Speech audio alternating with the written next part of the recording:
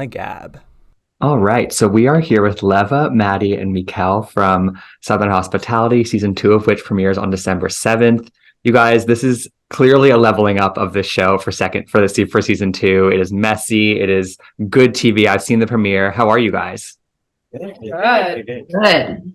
Good. All right, so right away, there's obviously a new vibe at work with a new rule that you can't drink. That we have a new CEO in the game who seems to be pushing you, Leva, to sort of run a tighter ship with this crew. It's a rule that wasn't super well received by everybody, and obviously it's resulted in some people leaving the group or leaving Republic for either for good or maybe they come back. We'll see soon enough. Obviously there's a push and pull of wanting your staff to engage with the clientele and party with them, but also there has to be some restraint there. What was the balance in making that call ultimately for everybody? I mean, at the end of the day, that's always been a rule that we've had. Then it just got loosey, and of course, managers are a little bit more exempt from it because they have the understanding that, they're not going to get wasted at work. But also it's like a back of the house, front of the house thing. Like if you're drinking the back of the house, it's absolutely not acceptable. And quite frankly, it's just if you get caught. I mean, I assume they sneak from time to time. I'm not dim, but they're not supposed to do that. They sign off on it. They know they're not supposed to. And it boils down to safety. That's just what it is. At the end of the day, everyone has to be safe here. And it's one of those things that has to be black and white. So can I fire someone based on someone saying they drink? No, but if I catch you drinking, you gotta go. You know what I mean? So it is what it is. Yeah, it makes total sense. We have tricks of the trade. When someone wants to do a bunch of shots, you just do a water shot, we typically are let's do tequila. They would be none the wiser. You know what I mean? I've done that for years. So I'm very well aware of how to host and not drink.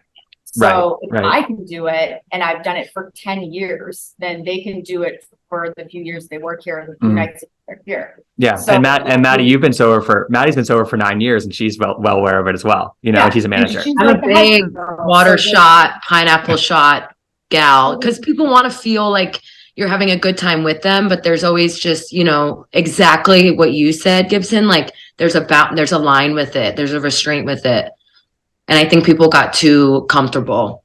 Yeah, totally. And that's why Leah came in and, come the beginning of the year, which was far before we were filming, but it was sort of hey guys, remember these rules, remember what you signed off on, remember that, and plenty of people had been fired, unfortunately, but it just is what it is.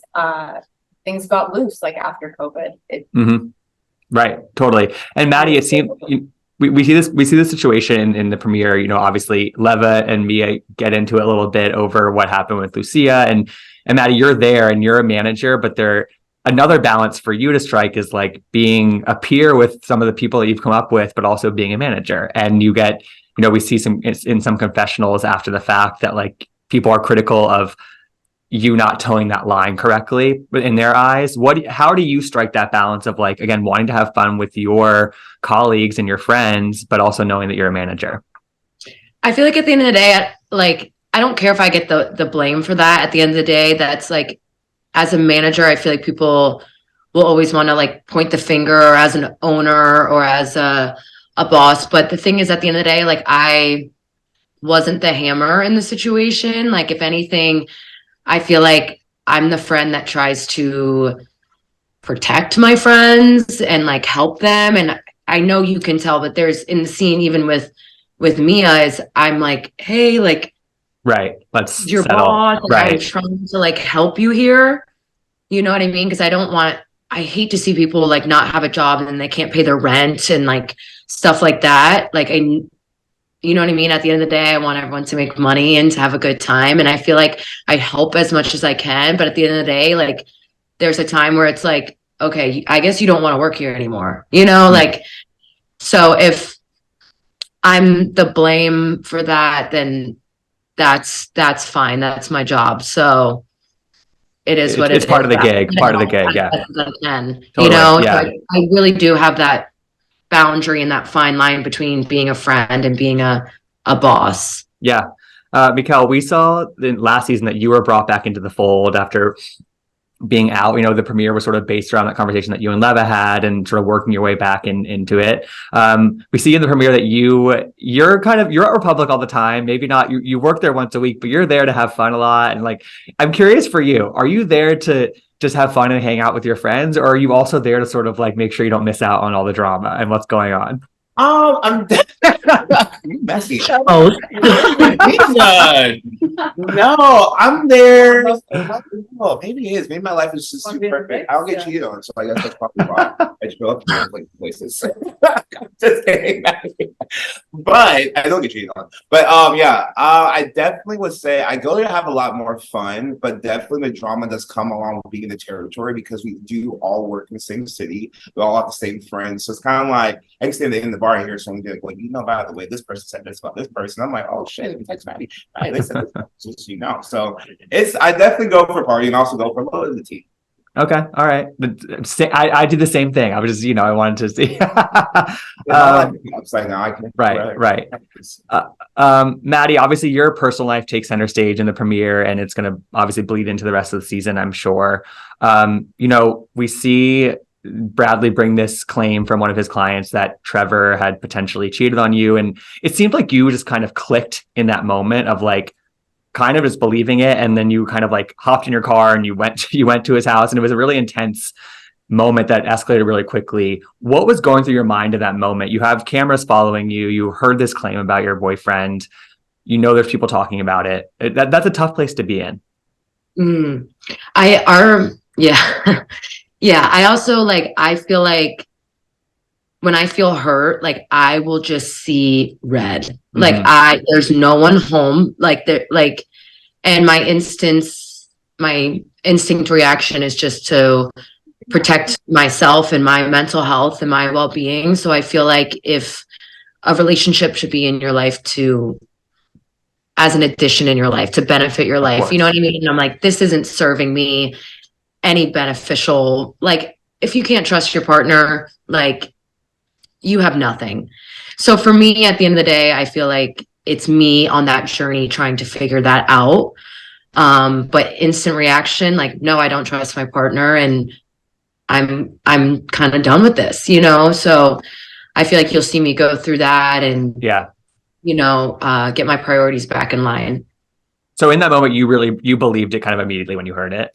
100%. Okay. I trusted Brad fully in that moment without even really speaking to my partner. Right. Really at all. He wasn't picking up. Yeah, but he wasn't picking up his phone, so you just kind of went there, right? Yeah, he wasn't picking up his phone, so I went there and was like, yeah, no. You don't pick up the phone, red flag. No, I don't know. But I also, just like I told you, I'm in the moment where I just see red and I instantly just want to go into protecting myself and protecting my heart. So I feel like that's why I tend to react the way that I do. Right.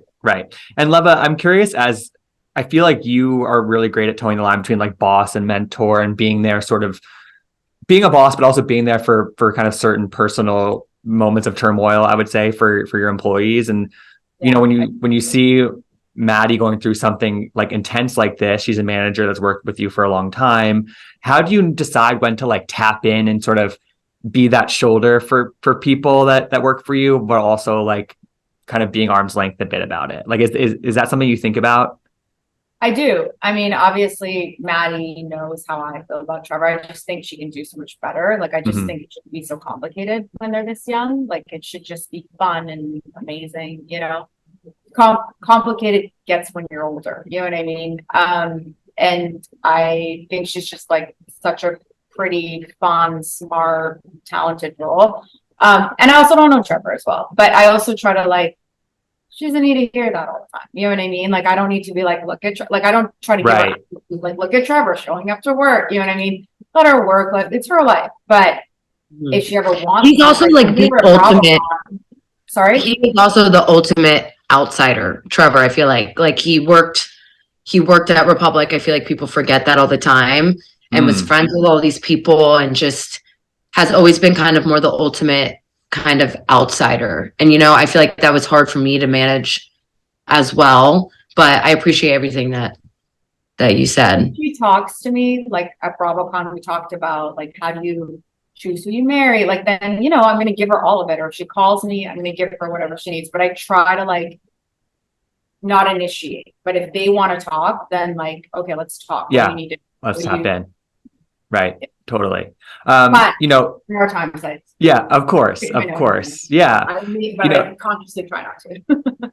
You know, Charleston's obviously a small town, and you know, you guys are Leva, you're filming 2 shows. There are 2 shows that film in Charleston, in and around Republic and then your other establishments. And everyone's kind of, there's all these different connections of people who are friends with one another and socialize with one another. And I'm curious, just like for all of you, what that's like, because it must just create for a really interesting environment in the town, and like filming and not filming. And I don't know, I'm curious what it's like for each of you, because it's very unique, I think, the setup in Charleston right now.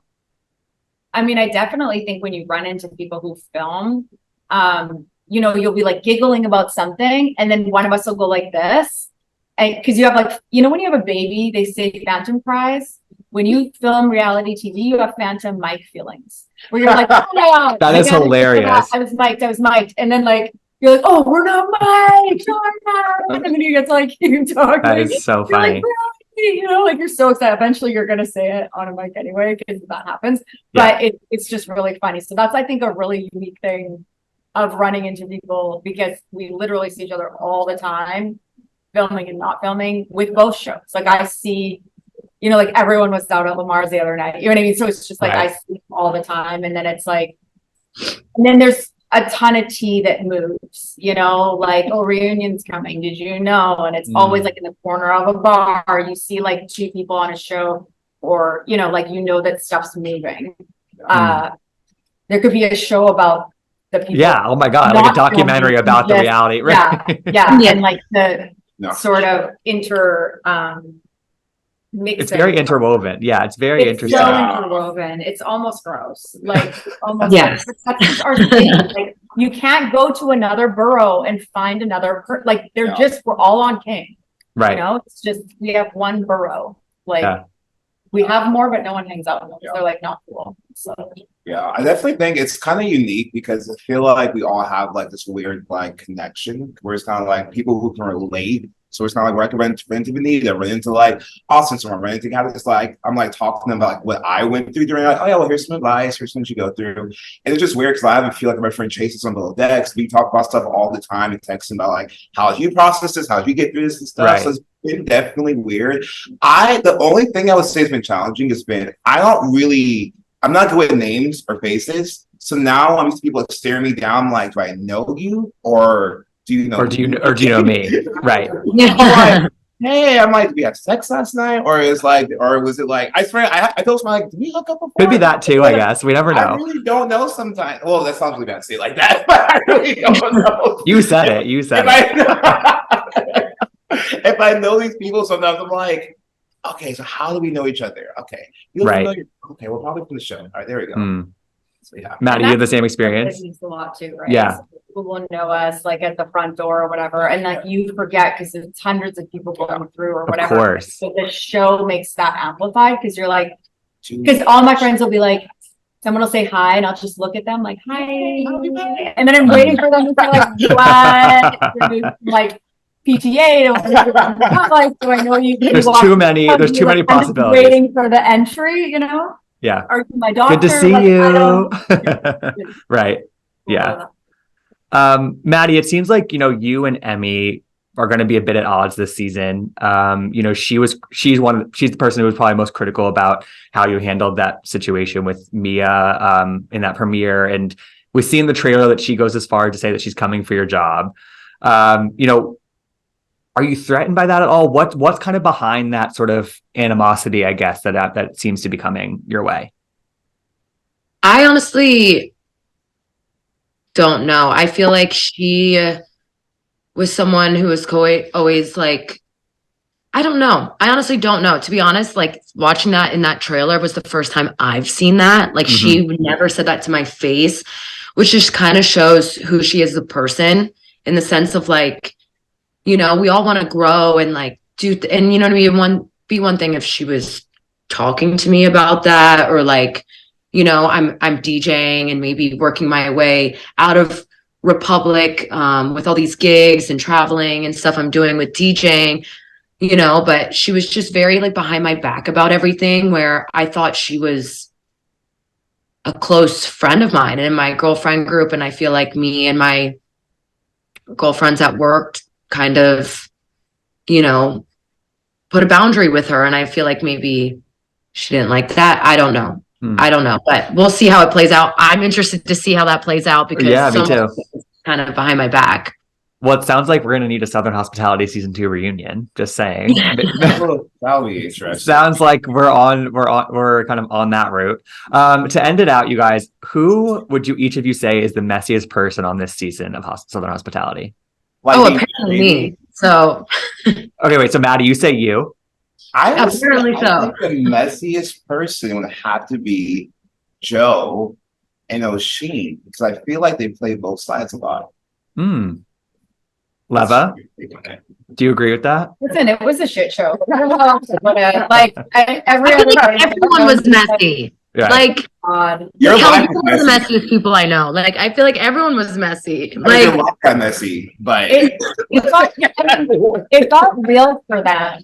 You know, like first season is like you're just getting your toes. Of course. You know? And I think when I was prepping them, like, hey, these cameras are gonna come. You know, what employees want to do this? You know, kind of thing. They didn't really get it till this season. Yeah. You know what I mean? Because I was like, this. you can't hide stuff. They're gonna film everything. You're gonna have vulnerable moments. Like you have to be honest. And the first season, they were like, "Oh, we got this. We got this." They were all like, "Oh, we got this. We got this." And I was like, "Okay." And then this it got real this year. It got real. I need a mental health week. Right.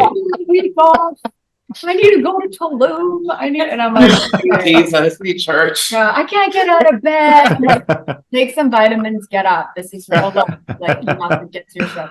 So I think it was all that, like, you know, the puffing up of the chest, and I can do reality TV and work, and it's fun, and I got this, and I got this. And then this year it was like, oh, so this is what it is. You know what I mean? Right. And it has real ramifications on. Yeah. I mean, but I feel like, but I feel like for Maddi, for you, it's like it has real ramifications, but ultimately it's like good for something like that to be brought to light. You know, maybe it wouldn't have as quickly if the cameras weren't around, but you must feel in the back of your mind that like it's good that that happened. Well, no, to be honest, I feel like I knew about most of it, and as well as like I don't want to say that I'm the most innocent person either, but like, you know, I feel like Trevor and I, when we're in a relationship, we're communicative about it, more so just like, wow, the whole world is going to know what I went through. You know what I mean? Like that's the more intimidating and scary part is, you know, especially getting cheated on like in the past, like, you know, you want to forgive and move on. And it's just, I can't seem to forget, you know? Yeah.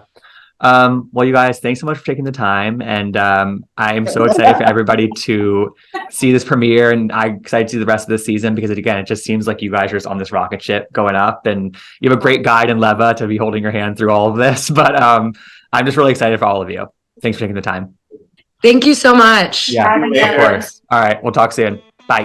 Talk to you next week. No, I'm just kidding.